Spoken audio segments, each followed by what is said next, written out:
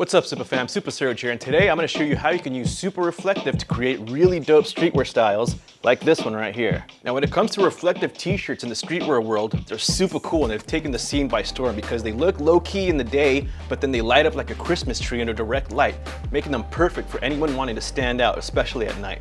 Now, this style has gained popularity for its striking visual effect and the way it elevates basic apparel into statement pieces. It's a favorite among streetwear enthusiasts, and today I'm going to show you how you can do this. Okay, now for today's tutorial, we're going to need SupaReflective sheets, which arrive as such. And since we're doing a streetwear style today, I'm using a 100% heavyweight cotton t-shirt.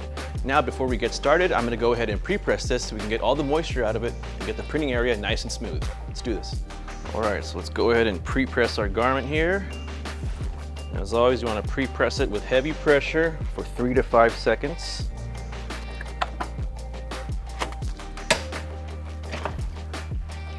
Nice, that looks good to go. And then we're going to go ahead and pre-press the opposite side just to ensure that the entire garment and printing area has been cleared of moisture and is nice and evened out. Okay, so now that we've pre-pressed, I'm going to go ahead and grab one of my reflective sheets for the back hit. Now, as you can see here, the graphic is actually on the sheet itself, and that's how we get the microbeads, the reflective microbeads to come off. But the only difference between this and other Supacolor is you can't really see where you're going to place it. But the best way to go about this is it's already kind of cut to the edges of the artwork. So what you can do is meet right in the middle there, pinch it at the very top, similar like how we do with headwear transfers. And what you're going to do is go off of that little bend right there when you're making your placement. So I'm going to go ahead and press right here.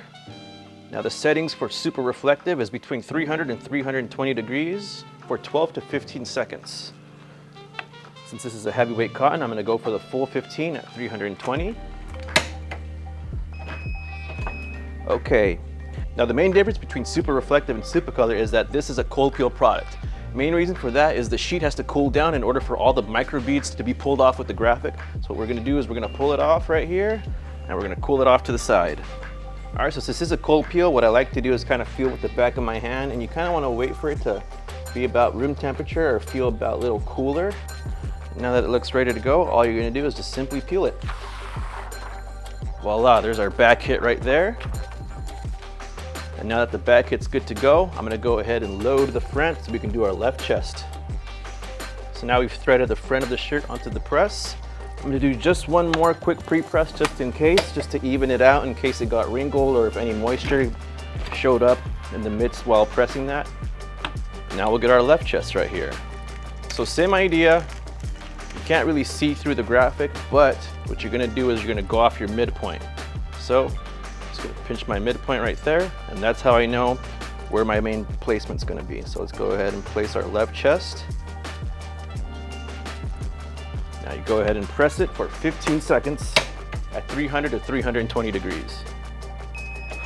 All right, now that we've pressed it, let's go ahead and place it aside so it can cool down a bit.